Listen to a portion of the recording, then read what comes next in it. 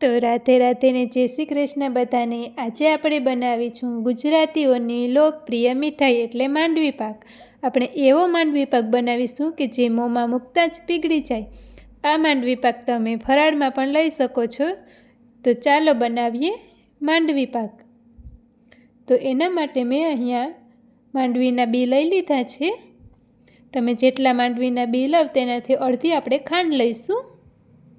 હવે મેં તેને એક કડાઈમાં શેકવા માટે મૂકી દીધા છે। તેને આપણે આ રીતે હલાવતા રહીશું। 4 મિનિટ થાય ત્યાં સુધી આપણે તેને શેકવાના છે।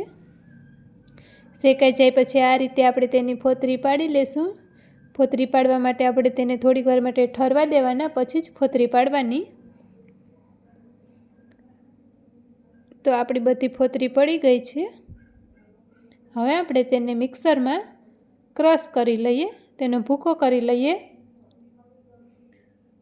તેને આપણે હવાલાની રીતે આ રીતે ચારી લઈએ।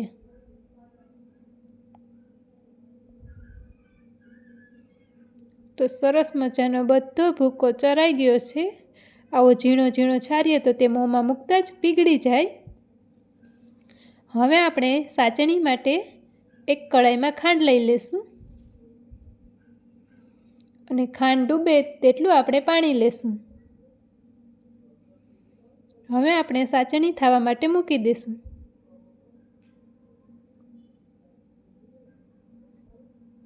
તેને આપણે આ રીતે તવીથાની મદદથી હલાવતા રહીશું। જો આ રીતે એક તાર થઈ જાય ત્યાં સુધી આપણે તેને હલાવવાનું છે। હવે આપણે તેમાં માંડવીના બીનો ભૂકો આપણે ઉમેરી દઈશું અને તે બધાને સારી રીતે મિક્સ કરી લેશું। તો જો બધો ભૂકો મિક્સ થઈ ગયો છે। હવે આપણે તેને એક ડીશમાં કાઢી લેશું। તો જુઓ સરસ મજાનો આપણો માંડવી પાક બનીને તૈયાર થઈ ગયો છે। હવે તે થોડીક વાર માટે આપણે તેને ઠરવા દેશું। માંડવી પાક ઠરી જાય પછી ચાકાના મદદથી આપણે આ રીતે તેના ચેકા પાડી લેશું।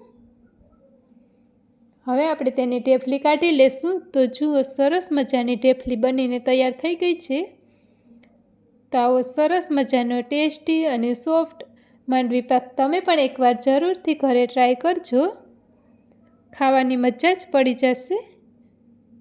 તો આપણી ચેનલને લાઇક, શેર એન્ડ સબસ્ક્રાઈબ કરો અને જરૂરથી તમે પણ એકવાર ટ્રાય કરજો અને કેવો બને તે કોમેન્ટ કરીને કહેજો।